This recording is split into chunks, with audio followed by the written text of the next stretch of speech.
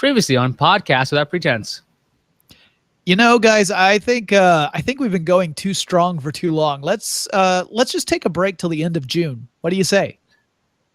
So what I was thinking was that the sandwich between the Book of Mormon and the Book of the Bible was probably a peanut butter sandwich.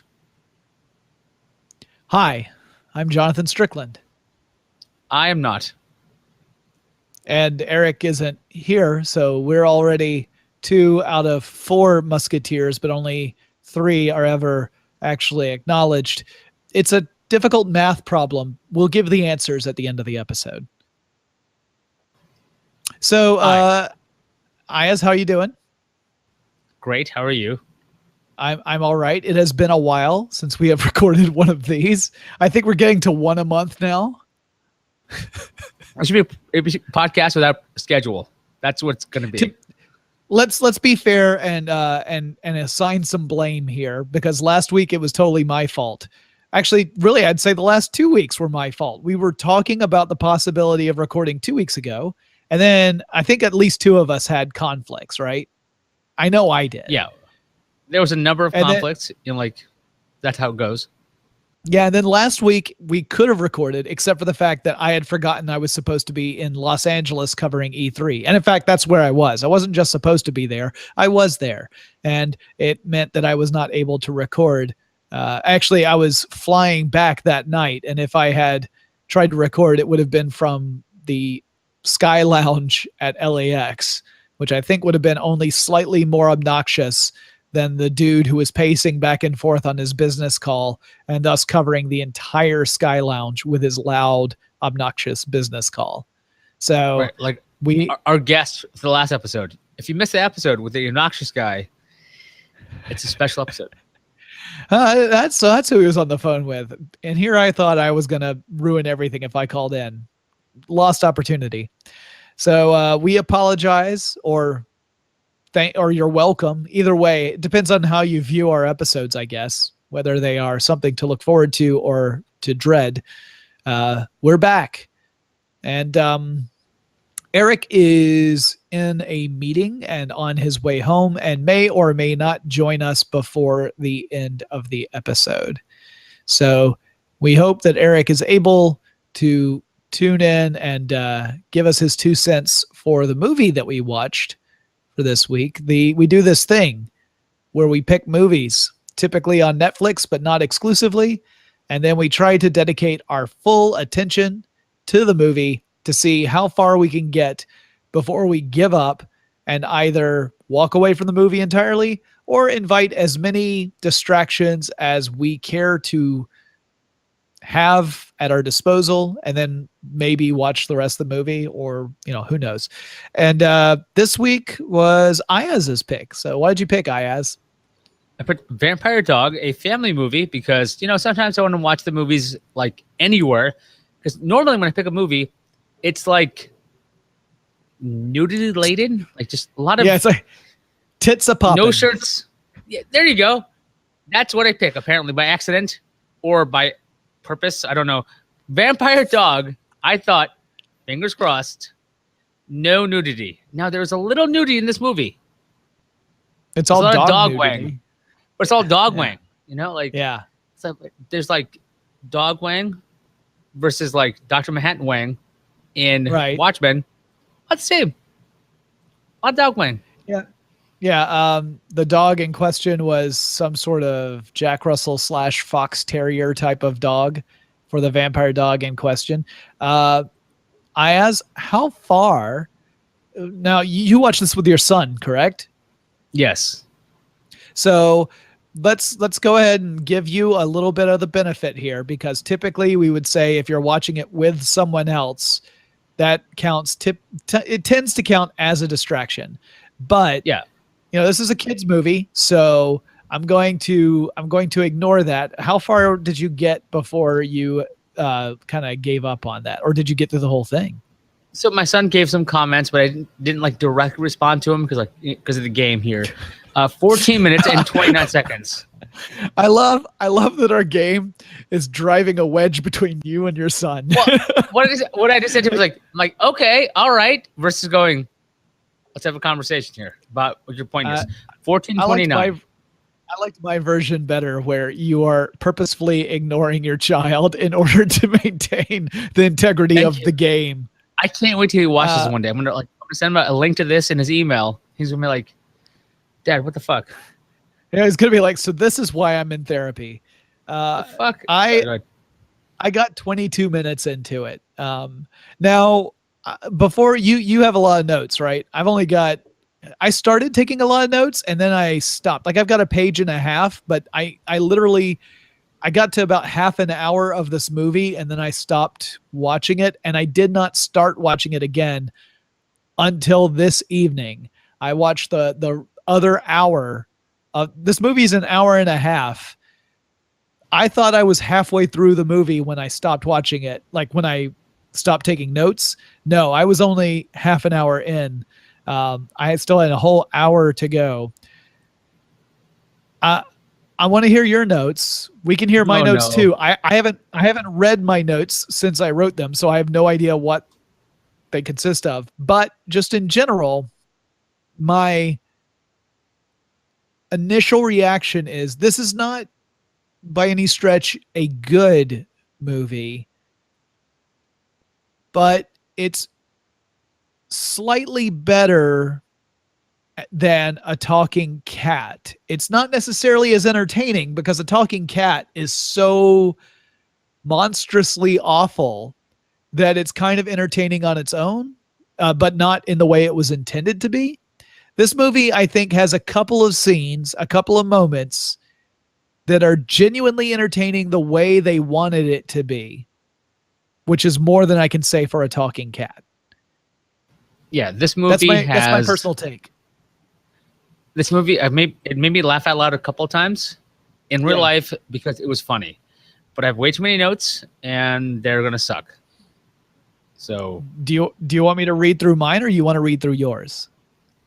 Why don't you start, and I'll pick All up right. every now and then. We'll trade back and forth. How about that? Well, yeah, because mine's only for the first half hour anyway. So once we get past that first half hour, I don't have any other notes. I've got thoughts.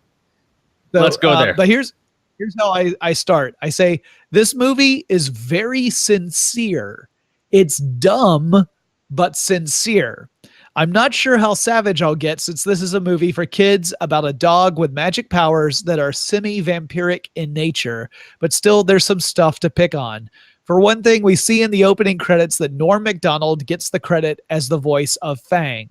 So at some point, we know the dog is going to talk, or at least think out loud. Here's hoping Macdonald puts forth more effort than Eric Roberts did in A Talking Cat. He absolutely did. Norm Macdonald actually did a performance for this movie. Norm Macdonald is so good in this movie. He's so good. I have lines in my notes that are just like, okay, this dialogue is stupid, but Norm Macdonald's performance is so funny, and we'll get to this. Vlad the Impaler, all that stuff is so funny because Norm is like saying, all right, so what I'm doing is I'm a talking dog. Okay. All right. You can hear it in his voice, how he's just like, all right, I could totally buy a boat. Let's go with it.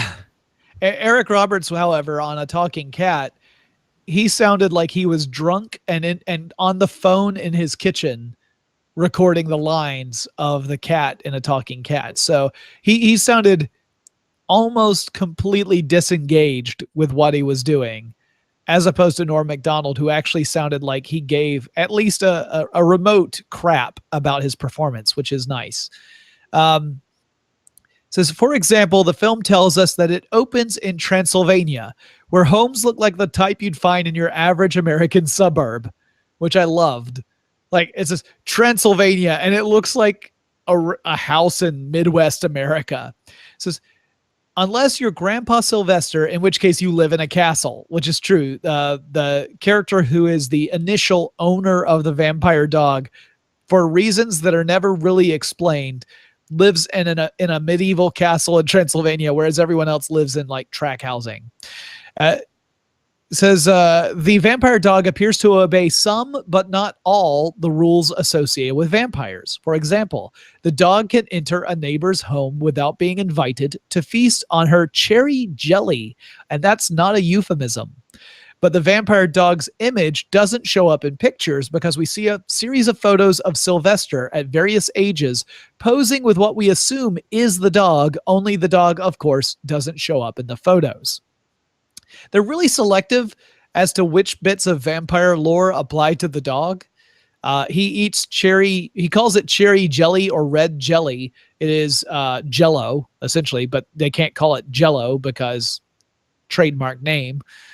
So they call it red jelly. And it turns out the reason why he needs it is because the dog needs to eat, what is it? Is it collagen? Collagen. Yeah. So he needs to eat collagen the way vampires eat blood. But I found that out much later. That's not in the notes at this point. Anyway, after Gramps shuffles off the mortal coil, because he conveniently dies at the very beginning of the movie, Fang, the vampire dog, is sent to live with his grandson, Sylvester's grandson. His grandson's name is Ace, which is awful. Ace and his mom have just moved to a new town because Ace's mom has been hired by a failing public school to try and get the school turned into a fine arts charter school. We learned this bit because Ace's mom only speaks in the form of exposition. Seriously, if she's not explaining a key plot point, she's embarrassing her son by calling him Sweetie Pie or something. Ace sees a girl we later learn is named Skylar. So, yeah, Ace's mom only exists to explain why the family is there and what the problem is. It's like a shortcut to the dilemma in the film, which is that this public school is about to fail. Susan Cunningham, otherwise known in my notes as Susan Exposition.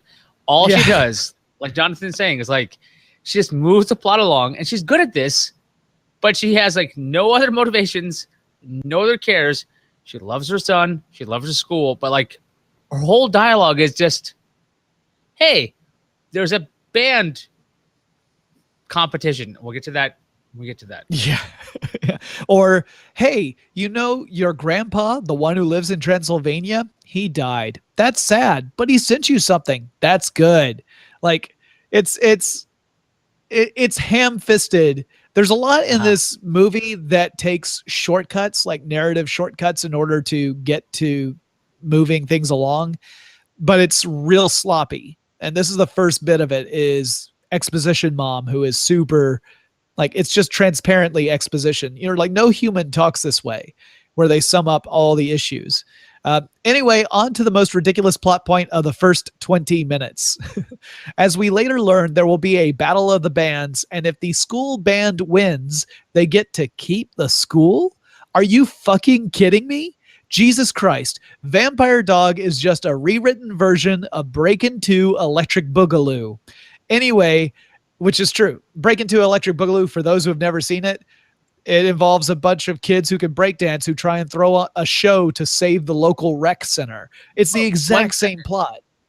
But, you know, like public schools are not funded by, you know, like rec centers or like other community efforts. It's a school, right? Like we have taxes and like we have this like formulaic like approach to this. How does that even work? At all. Apparently the government decided that this school is not worth paying for, and the only way the school has any hope is to turn to a private charter school. But it's only if they win a contest do they, which is the best. It's like, so wait a minute now. I'm not the best, and I'm like, I talk a lot of shit about myself here. I am not the best at civics, but I think that maybe if there's a school that's in dire straits, you don't have a band competition and then leave it up to the students to be the bands.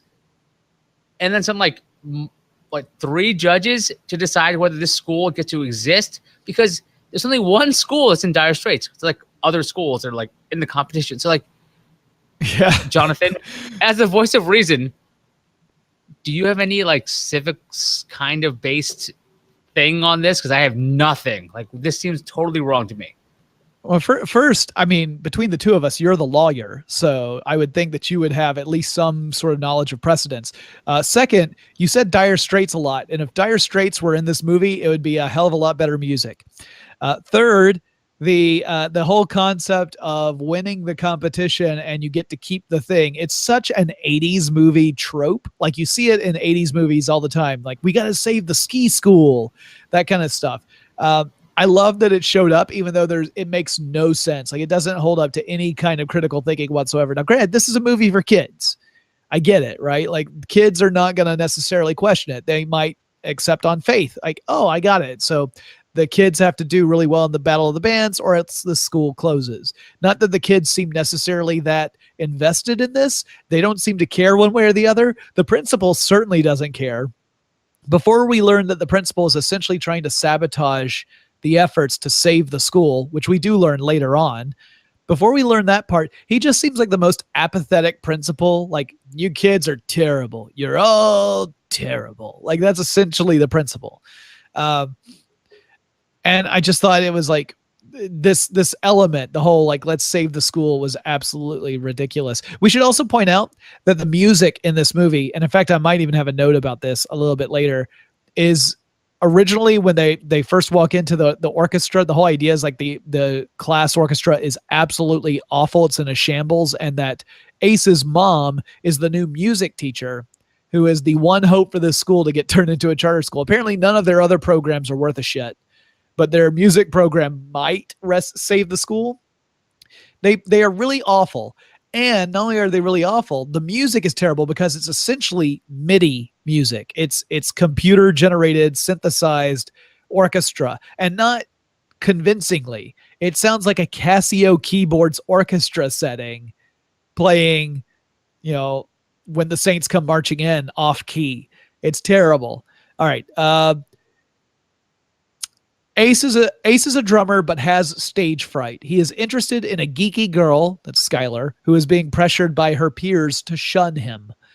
They are cartoonish, as in the peers are very cartoony little bitches. It's weird to call them bitches because everyone here is in middle school, but they're coming across as stuck-up snobs. Then you've got, the bad guys. These are my favorite characters in the film. They remain my favorite characters. The two bad guys are my absolute favorites. They're not, the parts are not written well, but they are chewing the scenery every chance they get. So you've got, you have a woman trying to make cosmetics to help people remain youthful, and her faithful but cowardly sidekick. By the way, I thought the sidekick looked really familiar, and I could not figure out where I had seen him. So I tried to come up with where it was that I had seen him, and I found out what it was. He performed at Dad's Garage Theater here in Atlanta. He came down and visited Atlanta because he's a Canadian improviser. Came down, and he was in an episode of an improvised soap opera I watched called Scandal. And he played the ex-boyfriend of one of the other characters. So as I'm watching the movie, I'm like, why does this guy look so familiar?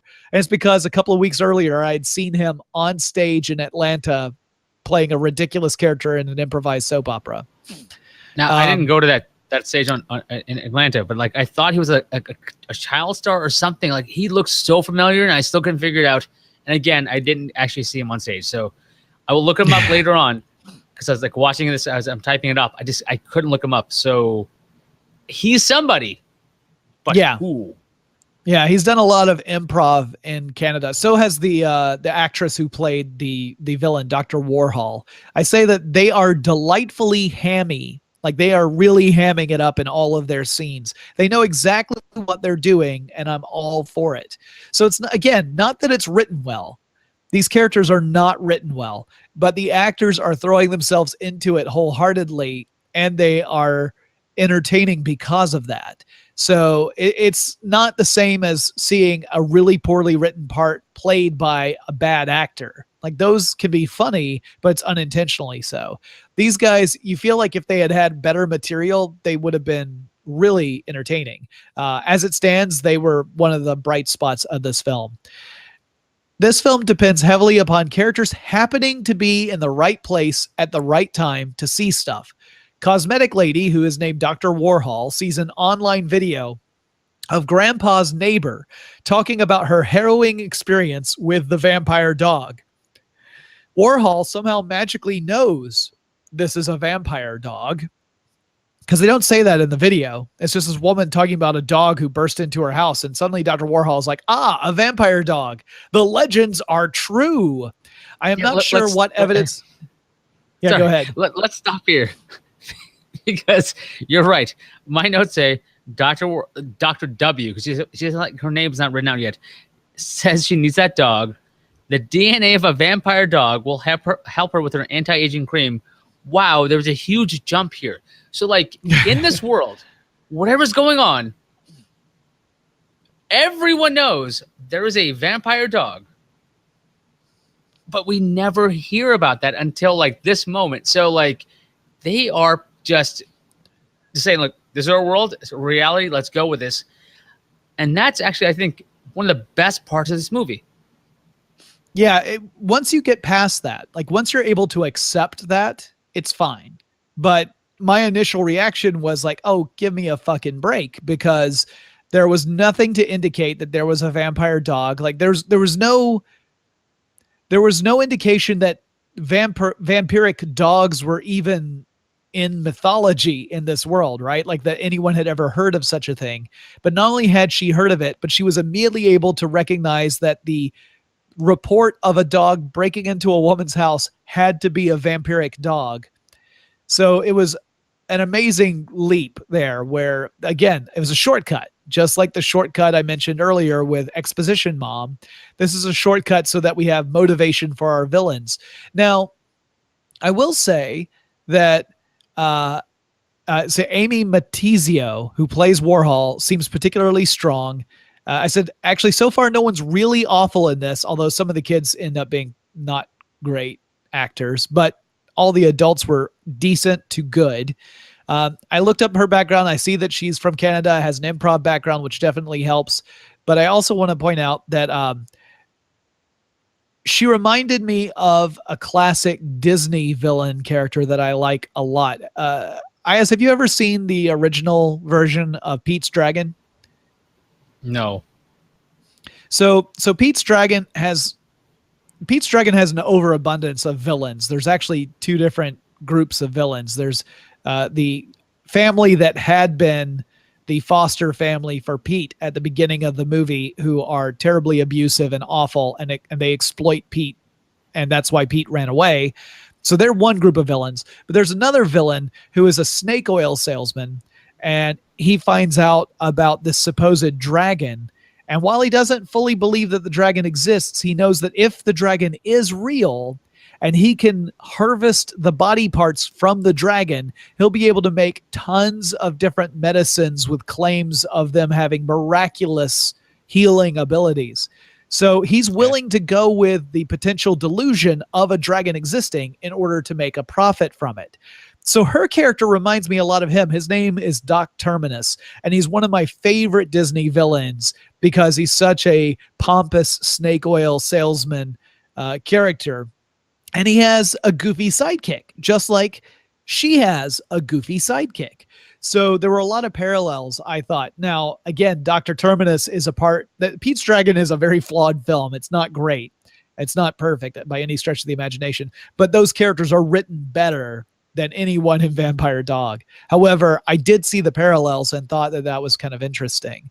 The sidekick somehow magically figures out, one, who owned the vampire dog in Transylvania, two, that this said owner had recently died, three, that owner happened to have relatives in the very town the villains are in out of the entire goddamn world, and four, that said dead owner sent the dog to live with those relatives. It's the sloppiest, most convenient writing I've ever seen, and I'd be more upset if the villains weren't so damned entertaining. So yeah, this is another one of those super shortcut things I was talking about where all the pieces have fallen into place. We have, as far as we can tell in this movie, there are 4 places in the world. There's Transylvania, There's the home where Ace and his mom live, which is called Lugosi County. So that's a cute nod to Bela Lugosi, who played Dracula.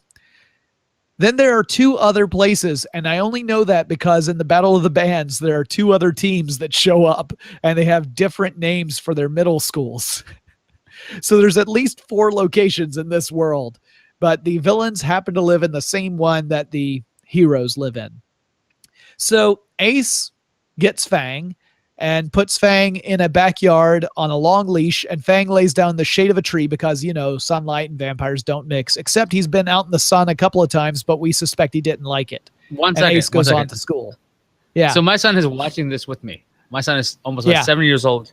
And so Ace wonders what to do with Fang. Mom says, put him outside with water.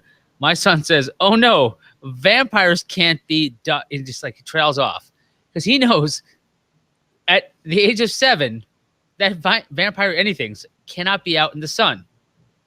And so he waits. He actually stopped himself from spoiling the movie for me, which is hilarious.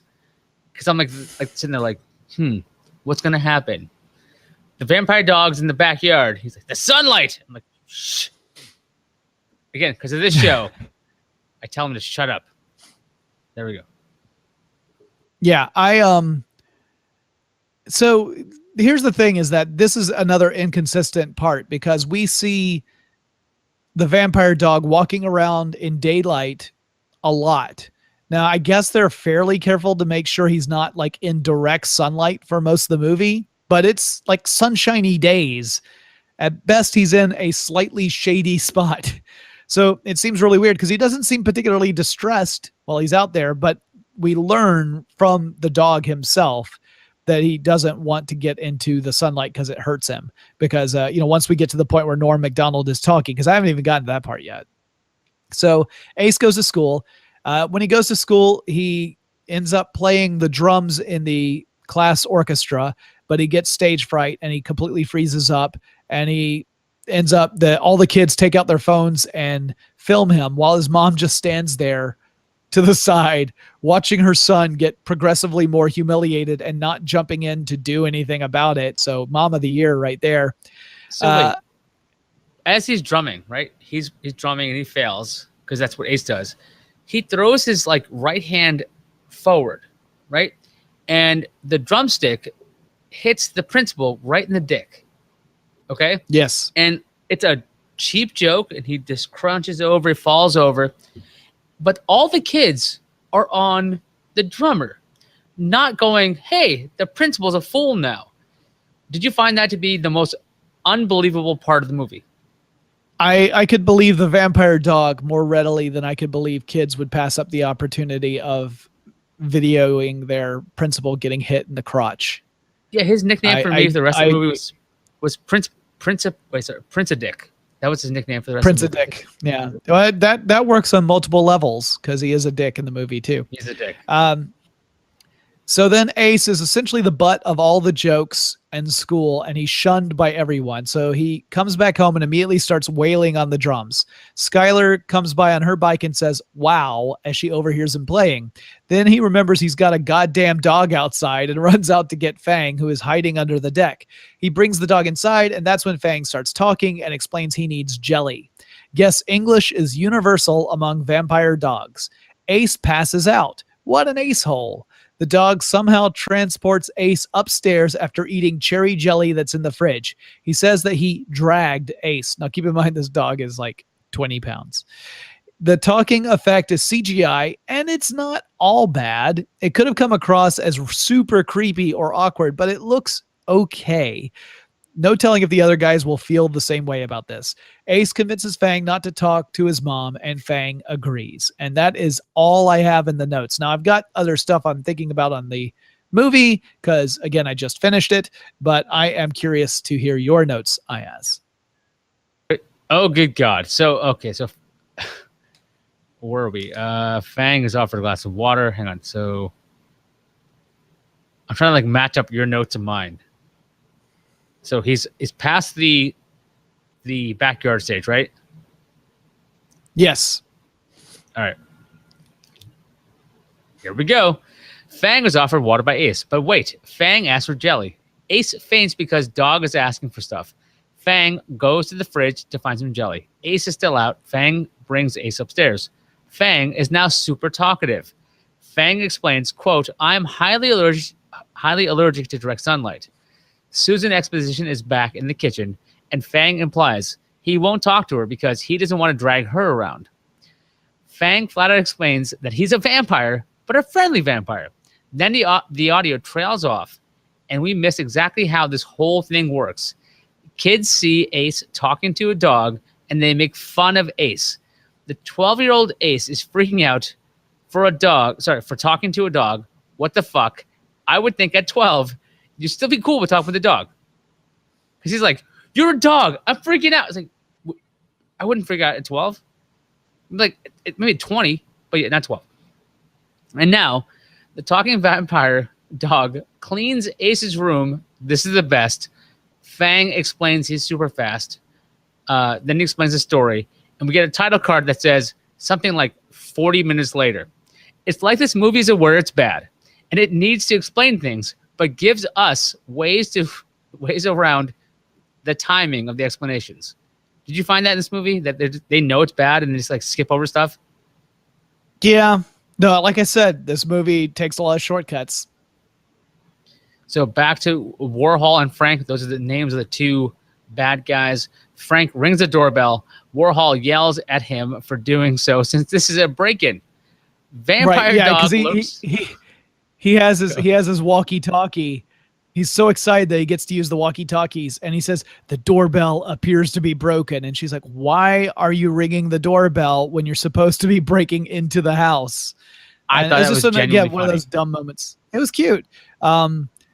There is a running gag that starts up pretty soon where it mostly involves is it Frank, you said? That's the name of the sidekick. Frank ends up getting humiliated by the vampire dog repeatedly from this point forward, and most of the humiliation involves Frank's butt in some way, which tells you pretty much all you need to know about what sort of level of sophistication the movie is really aiming for most of its humor. It's aimed for those little kids who think butts are inherently funny. And I'm not that I'm complaining, but that's clearly who it's aimed for. There's a fart joke that gets my son to laugh, but he's also 7. Vampire dog looks around Frank while Frank tries to break in. Fang removes most of Frank's clothes. Fang removes Frank's clothes. I know I might have misspoken there.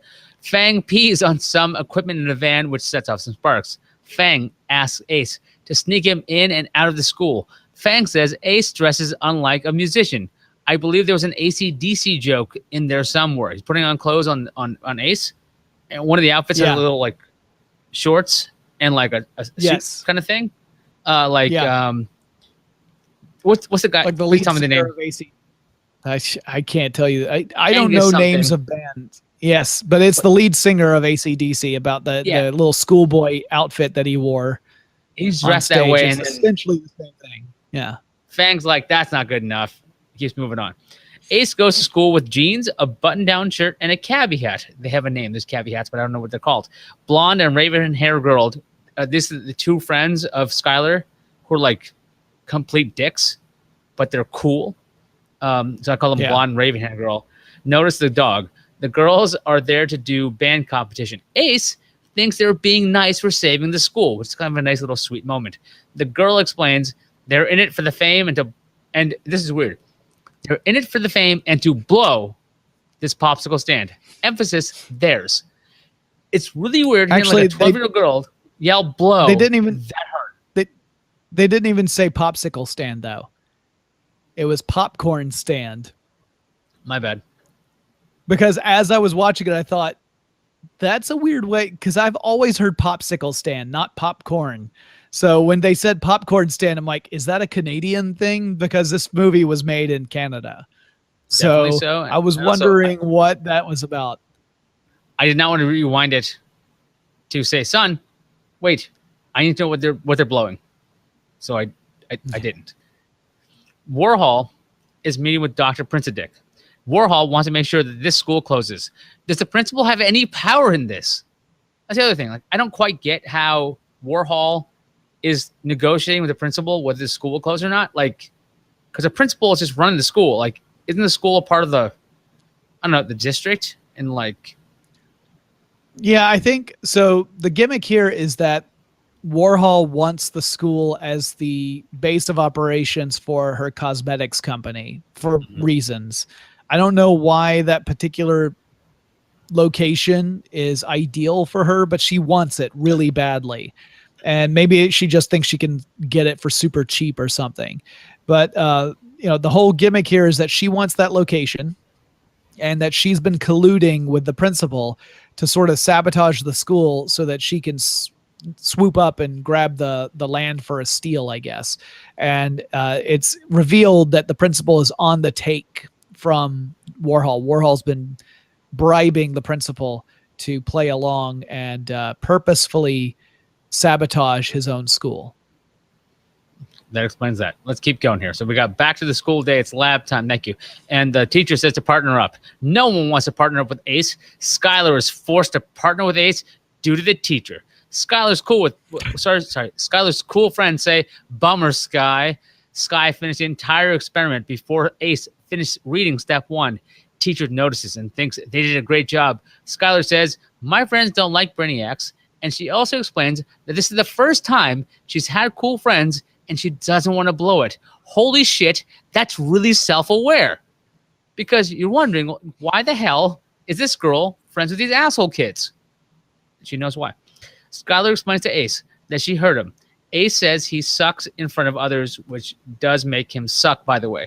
If you're good at something, audience, children, adults, elderly, if you're good at something and you suck when you perform, it means you suck. Okay? That's it. So wait, That's so let's say I'm an amazing ukulele player in the privacy of my own home, but when I go out and I'm nervous to perform in front of people, and so that nervousness ends up impeding my ability to play, I suck. Yes, it does. Because nobody knows that beyond you. So it's like a one-hand clapping kind of situation, Jonathan. So like if a tree falls in the forest and no one's around, Yes. they don't know how badly it sucked? No, there's no vacuum due to the falling. You know that. There is a You know how vacuum. stuff There used to works. be a tree there. I know. You know how stuff works. There's no vacuum when a tree falls. It's just something that happens. We'll get to that later. Okay. I do think that Ace sucks because he should. If you're not good and you can't perform, like there's a lot of bands out there, the Beatles, Metallica, like anything. If you can't figure out how to perform in front of people, no one will know how good you are. Maybe you're good at writing the music. It may mean that you don't care if anyone knows if you're good. If you just enjoy the experience of playing it, you don't necessarily suck. You're just not a performer. Ace cares, and he sucks. That's true. Well, and also, let's be fair. Ace actually does kind of suck because he's not that good on the drums, even when he's supposed to be good on the drums. Let's argue about Ace later because you're going to hear my notes about Ace later. Okay. Because Ace does suck. Anyway, Principal hears Fang in the locker. Ace is at lunch with Skylar explaining drumming things. The two talk shit about Ace. So the two girls talk shit about Ace and need to put a stop to this at all. Blonde, who still has no one named, by the way. These two cool girls of Skylar have no goddamn name in the entire movie. Am I wrong with this? I just watched it and I cannot recall them ever being introduced in any way. They might have been. I think there might have been one point where Skylar talks about them being cool where she may have mentioned their names, but it was totally like offhand and didn't stick with me. Dude, I watch it with the captions. I can name. There's no fucking names for blonde and raven hair girl. There's nothing. I can name Ace and Skylar and Dr. Warhol. I didn't even remember Frank's name, to be honest. The only reason I know that is because you said it. I thought Frank was Frankenstein kind of joke. But anyway, so blonde, who still has no name, drops a soda onto Ace. Actually, I think it might have even been a milkshake. So hang on. So the blonde, who has no name, drops the soda onto Ace. She says, quote, "Whatevs. Who cares about them? It's like super cool non-adults wrote the script. Hip. Who the fuck is writing this? Whatevs. Who cares about him? Because that's the way the girl pronounced it. She like totally delivers that line with the same passion I have. And I'm an old man. And Jonathan, you are a younger, older man. I'm not younger than you. I'm older than you. No, I mock. Got it. You're younger in a way of lesser weight. Ace goes to the bathroom to clean his shirt. Fang wants to clean out. Fang wants out of the locker. He breaks out because it's jelly time. The blonde and the other said something like they were going to go old school because they're going to play a song for the band competition. We're going to go old school and do a Beatles song. Another one says something like we're going to do rock. I yell at the TV saying the Beatles are rock, assholes. I got so mad. My kid is sitting there, and I'm yelling at the screen saying, the Beatles are rock, assholes, which is... There was also, by the way, a Justin Bieber reference in this movie where it happens a little bit earlier where the dog informs Ace that he's actually Justin Bieber's... Justin Bieber is his caretaker and then says, no, I'm just kidding. And that was out of nowhere. That the Beatles and Justin Bieber are the only legit musical references we get in this movie. And by the way, the longer you watch the movie, the better Norm Macdonald gets.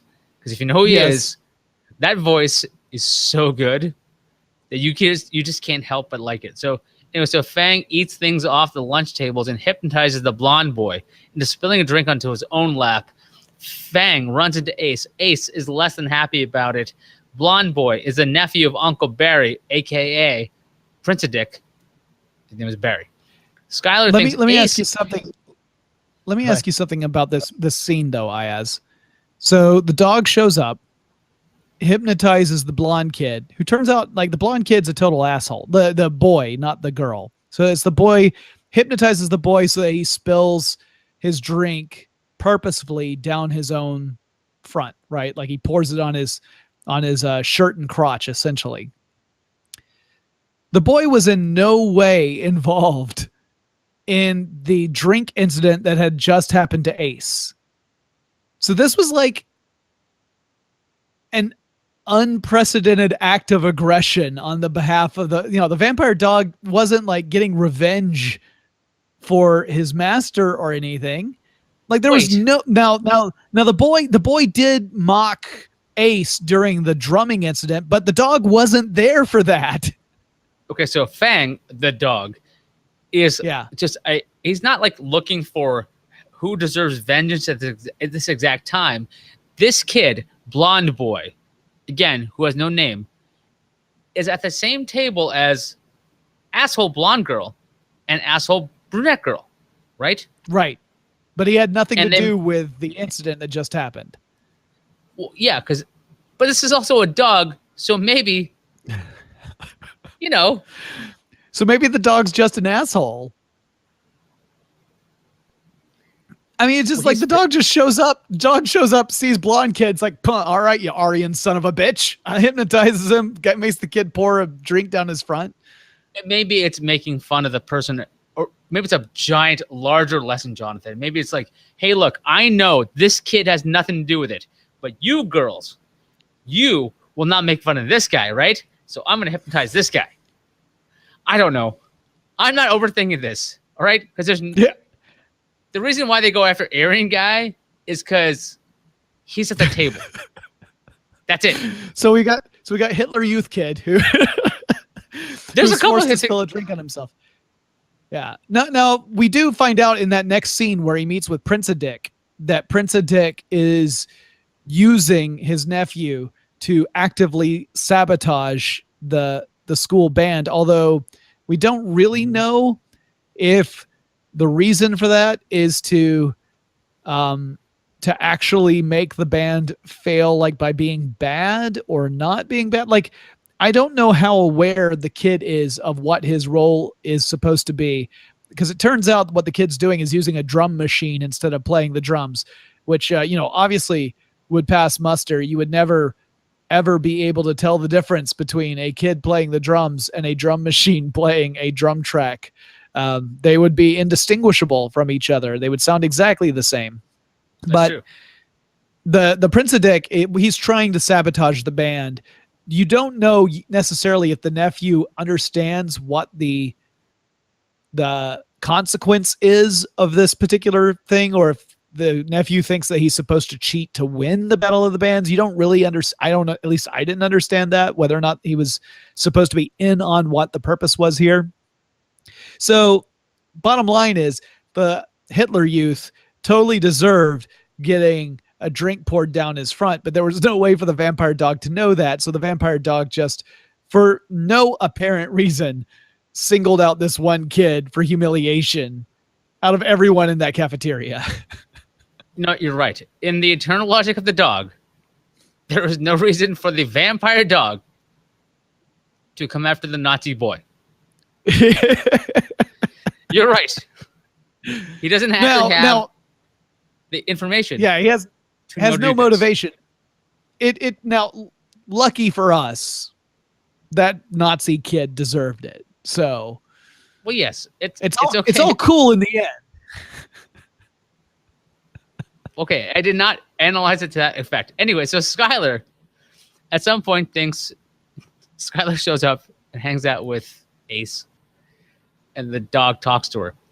Skylar thinks that Ace is a ventriloquist. The movie gets an actual laugh out of me when Fang says, "It's better for my cover if she thinks you're a ventriloquist." That's when I actually laughed out loud so hard, because the dog is like, "No, it's okay. Just, it's better if you think he's ventriloquist." I thought that was hilarious. Right. And then you couldn't preserve your cover by, I don't know, not talking. But just literally saying that, because it's Norm Macdonald saying that, I just lost it. It was so funny. Yeah, it was pretty funny. I'm sorry. And then, but then Skylar comes to realize that this is actually a magic dog. She Skylar now is in on it. Skylar asks how Fang became a vampire. So here's the story as told by Fang. It's summarized very succinctly here. Sorry. Vlad the Impaler tried to bite Ace's ancestor, but Fang jumped in the way to protect Ace's ancestor. And all I have in my next note is Norm Macdonald's voice is great in this. He just kept saying, instead of saying like, Vlad, it's like Vlad. It's like this overly nasally Canadian voice, Vlad. Fang says he'd like to be a real dog and do things like nap and poop in the sun. And my dog, who's also on the couch, does not like the TV dog, starts growling at the TV dog. So the question was, well, go ahead. No, the question was what? I want to hear the rest of that thought before I don't want to interrupt. Why do you eat jelly? Why do you eat jelly?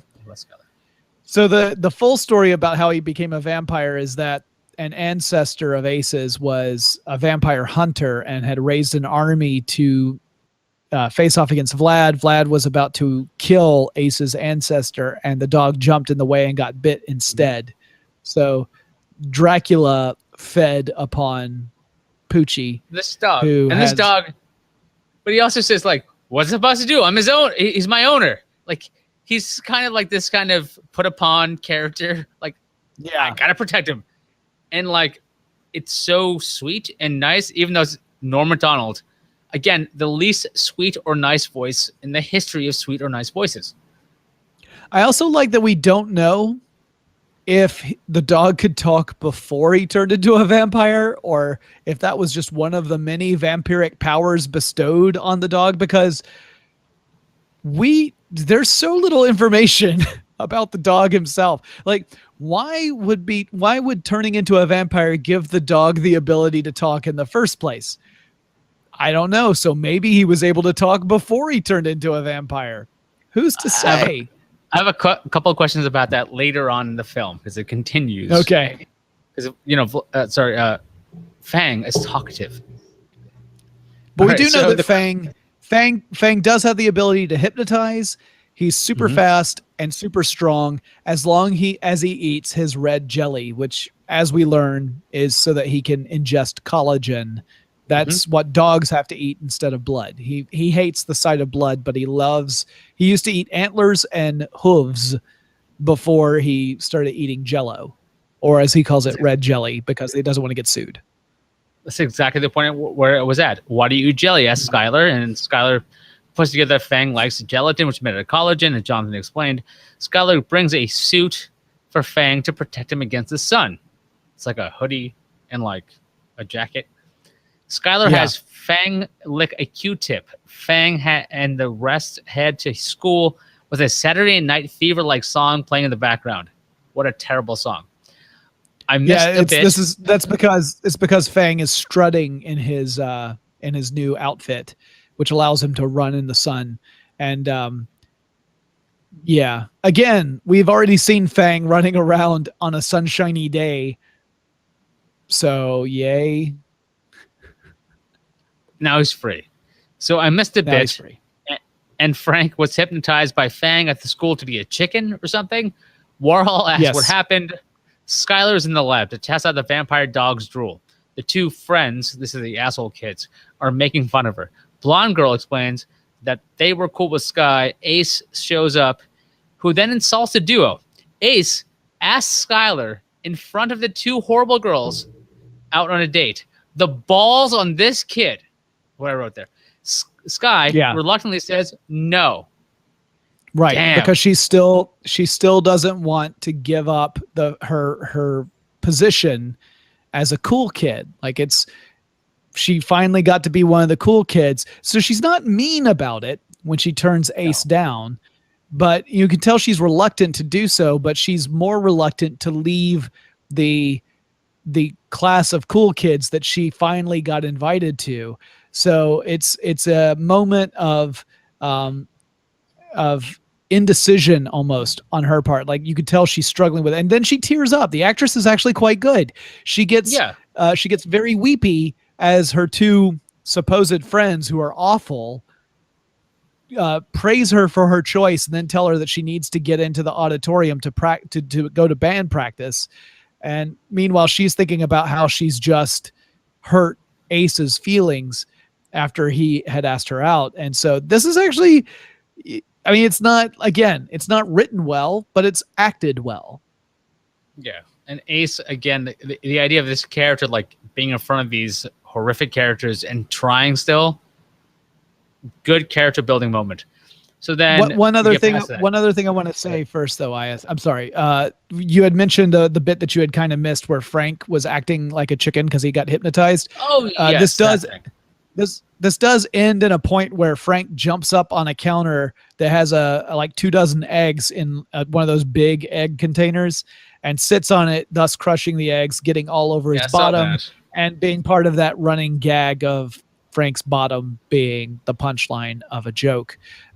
He also gets covered in flour by the two lunch ladies who are inside the kitchen at the time, who are trying to usher him out by throwing flour at him. So when he gets back into the vehicle, the other part of the running gag is that Frank is always running back to the van that has Dr. Warhol in it, and he's in some sort of disarray. So the first time he's just in his underwear and undershirt because Fang has ripped off all of his clothing. The second time he's now coated in eggs and flour. So it's this running gag of Frank always coming back to the van in some sort of awful state, and Dr. Warhol saying like, "So where's the dog?" It's cute. It's, again, not terribly original, but it's fine. Sorry, go ahead, Iyaz. Not a problem. So Frank asks Dr. Warhol if they can take a day off, and Warhol says, quote, "A villain never rests, so at least she knows too." This movie is self-aware and is less than awful. It's right up there with Russell Madness. We haven't watched Russell Madness for this show. I watched it for my real life. Ace looks for jelly, but there is no jelly. Fang smells the jelly and quickly ends up at the bad guy's location. There's 30 minutes left in this, because I'm losing my mind at this point, by the way. There's 30 minutes left. A custodian tries to impound the dog. Susan's all like, "Fuck your dog." The cool kids are all, "Aren't you glad you are free of Ace?" And Sky leaves them, and then the cool kids hire a new Skylar. There's a new chick who's brought in. Susan yells at Ace for something. Ace asks Susan if they can get the dog tonight. Susan says no, My notes say, what the fuck? Susan has a reason. She needs to tend to the battle of the bands. She could lose her job, and Ace could lose his school. That is reasonable. That's a reason to say, fuck your dog. Sky microscopes, and she says, that's it. To the pound. Fang asks Gus to take 5 from his harmonica. Gus responds. So, does Gus not care that there's a talking dog? Or is Gus a dog? A harmonica playing dog? Or what? Did you get this part of this movie or not? I would like to imagine that Gus is a harmonica playing dog. We don't see Gus on screen.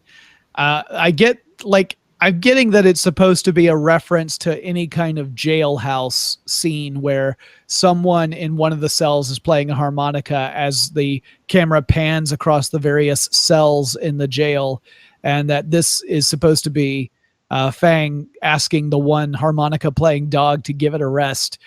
But that's just my imagination filling in the gaps.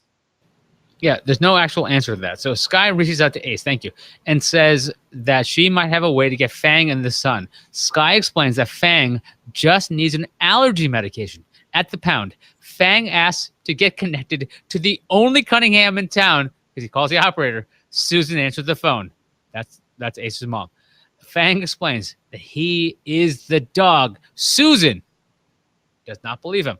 Sky explains that if Ace asked her out again, she would say yes. Ace calls back the shelter. Fang answers, and Norm Macdonald's voice is starting to make me laugh because you can hear how he's thinking, quote, okay, so I'm in a movie, and I'm a talking dog. Here's what that sounds like. It sounds like me. Yes. That's what my notes say. They literally say it's that. It's not even remotely doing a character voice. It's Norm Macdonald. It's Norm Macdonald being Norm Macdonald. Yes, so if Norm Macdonald was a dog, that is what you're saying. Sorry, if Norm Macdonald was a vampire dog. Yeah.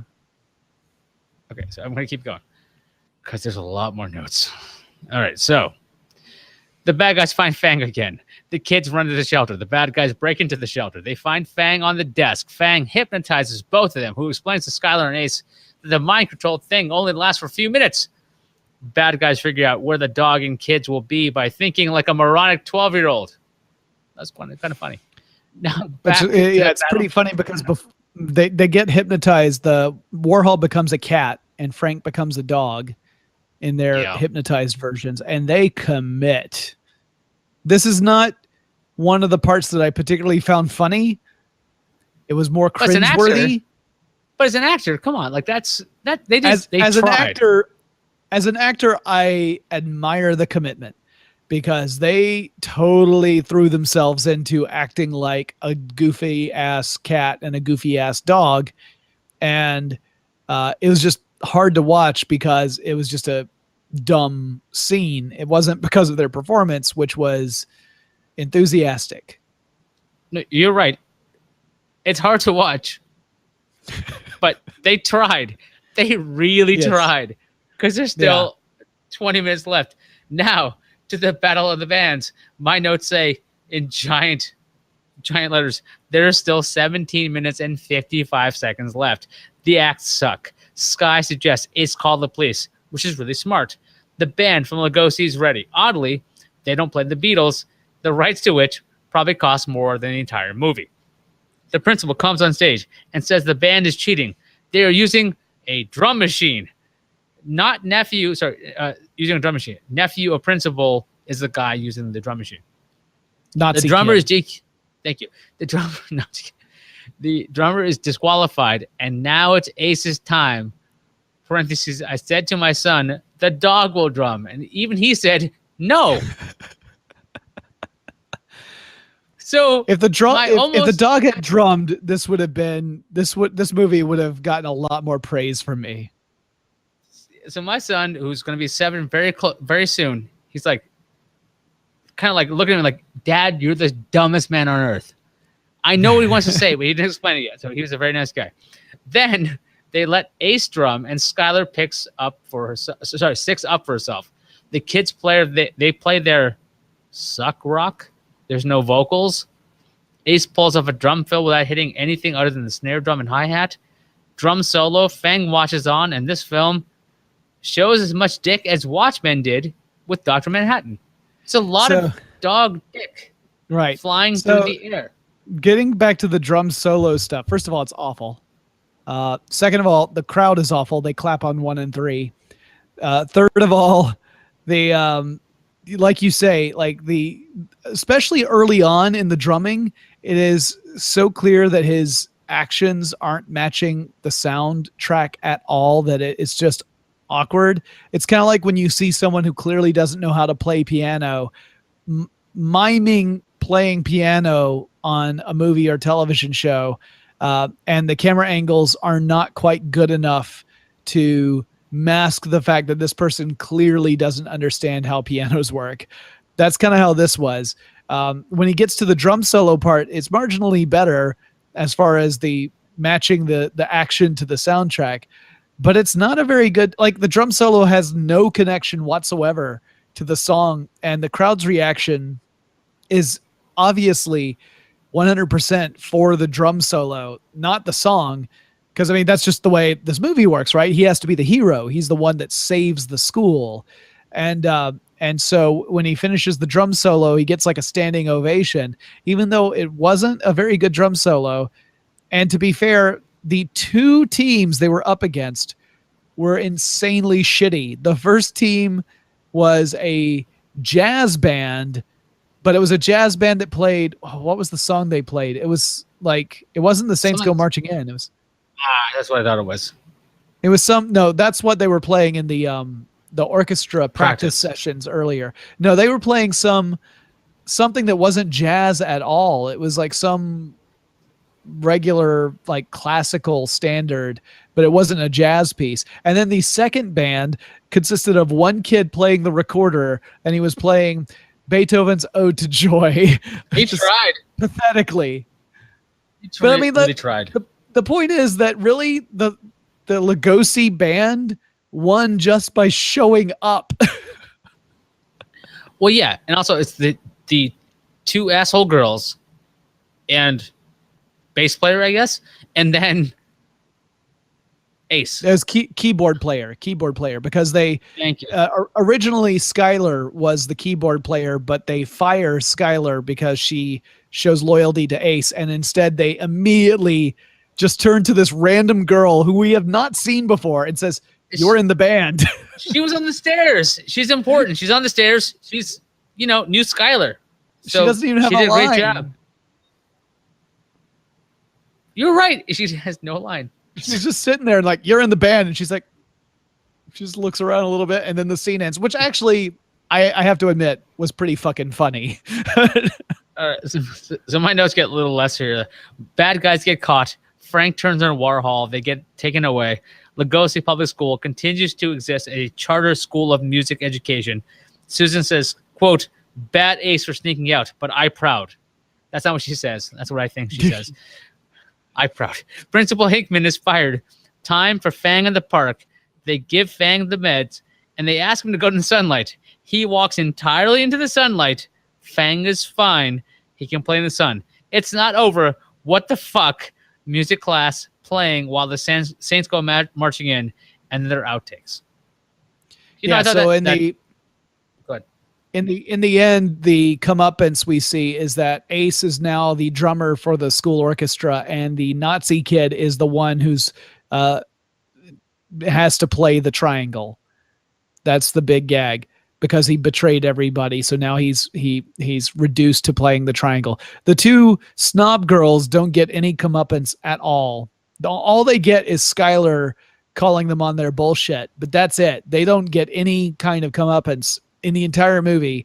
They're the ones who are the nastiest characters, even more so than the villains are in this movie, but they never get any comeuppance. They are the villains, and they never get their I guess notoriety that they want, and they suck in so many different ways. But yeah, I think but they don't get punished like Warhol and Frank do. Like Warhol and Frank are supposed to be the villains, but they end up going to jail. The Nazi kid is forced to play just the triangle because he can't play the drums anymore. But the two snobs never really get punished. I mean, even the dog punished Nazi kid.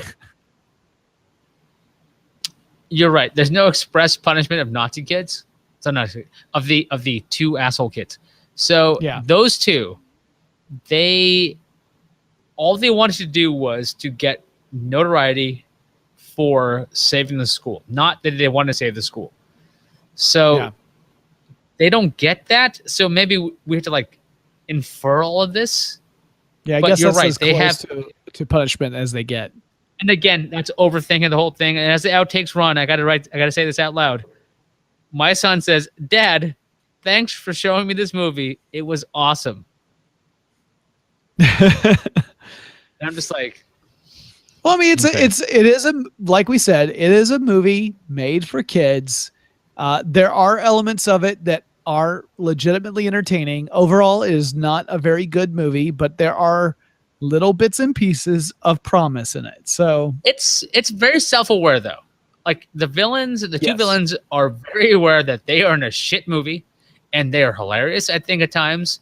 I think, like you said, Dr. Warhol is very like just her comedic time is very good. Like there's a lot of she's way better than this movie deserves. But then so is Norm Yeah. Macdonald.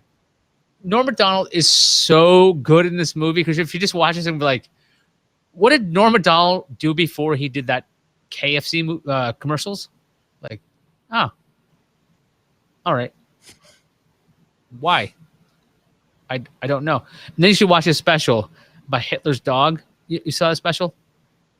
No. Okay, so he's got a special on Netflix right now. It's called something, and two of the words in the title is called Hitler's Dog. And it's a very, very funny stand-up special. And I've heard of this. I have not seen it. so he makes like maybe one reference of this, and he like mocks the audience saying like, how would you love to watch this entire thing for an hour and a half and then realize what you watch was something called Hitler's Dog? Audience laughs. And it's like Norm Macdonald, Hitler's Dog, and other jokes or something crazy like that. Like, because that's what he thinks is funny. So like it totally works because the entire special has nothing to do with Hitler's Dog. Yeah. But it's there because it's true. Because if you were Hitler's dog, you'd love Hitler. And that's his joke, not my joke. Sure. Because dogs love unconditionally. Because dogs are awesome. Yes. My dog loves me, and I'm awful. So on my shittiest day, my dog still loves me. Exactly. So again, Just shows Norm how Macdonald's my dog is. or sweet. Norm Macdonald's sweet. voice he's so good. Just saying, so I'll get to this, and then you hear the trail off, and then this is what happened. Like they know it's a bad movie. Like they know it's bad. Yeah. And they do a good job with this. They're aware of it without it making them cynical, which is nice. Like no one in this film feels like they are like I didn't get the feeling from any of the performances that people felt the movie was beneath them, even though you could argue very convincingly that was the case for at least 2 or 3 of the actors. Everyone seemed to treat it, with fair game, like they were actually trying to have fun with it. So whether or not they did have fun with it, I don't know, but at least it looked like they were trying. And the outtakes kind of play that out too. The two actors who played the villains have a bunch of legitimate little moments where they're cracking each other up. And it's, and it's good to see it because you're like, I'm glad to see people had fun on this movie set, because even though the movie, again, it's not a great movie, but considering most of the stuff we watch for this show, it's kind of a masterpiece. Well, yeah, it's got like a lot of upbeat moments, and the outtakes are fun. Watching the cast actually care about each other, and I'm not talking about the Saving Christmas style having fun, but like actual fun. So, yeah, is it Eric's turn now? It is Eric's turn. So, yeah, well, he's not here. It's his turn to pick. I don't want to pick in his place because Lord only knows I'm going to be picking some sort of horrible science fiction or Yeah. horror movie So, that's likely Eric, not going to be watchable for you on any $1 public transportation or anything. $1 bet Eric's gonna pick After Porn Ends 2. I think he's going to pick. All right, I don't think he's going to pick a family film necessarily because you just picked one, right? So, well, I'm just thinking about the things that Eric tends to pick. Because there's certain, we all have our wheelhouses, right? Eric, he tends to pick either family films, which tend to be the worst ones possible on Netflix. He picks religious films, which are almost or sometimes worse than that. And those are like his two go-tos, right? Like he'll pick other stuff occasionally. He picked that weird animated film that no one liked, the science fiction one that nobody liked. He picked that one. But most of the time he's picking like family films and religious movies. Whereas I'm the one who tends to pick like science fiction and horror more often than not. So I will allow him to pick. He might end up picking the movie off the air. Like we might chat with him, tell him that we covered Vampire Dog and see if he wants to go ahead and choose what our next film's going to be. And we'll just, maybe we'll tweet about it or maybe we won't. And then we'll just talk next week about whatever, or whenever we can, about whatever movie we picked. Yeah, that's an idea. He'll pick the movie. We'll deal with it. Yep. God, it's gonna suck. Anyway, so next time, you ready? Yep. Next time on Podcast Without Pretense. You know, guys, I can't believe we went all the way to October without recording another episode. You know, my favorite thing is that I think I have this callus on my foot, but I don't want to show you guys on screen because it's kind of gushy.